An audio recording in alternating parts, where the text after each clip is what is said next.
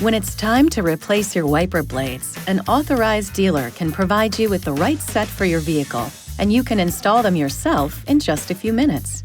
The windshield wipers service position function lets you reposition your windshield wipers away from the glass for easier service. First, turn your windshield wipers off. Press the Start-Stop button to stop the engine. Then, push the wiper lever up and hold it there for at least 3 seconds. The wipers will raise into service position. To remove a windshield wiper blade, press the release button on the blade and lift it up to remove it from the arm.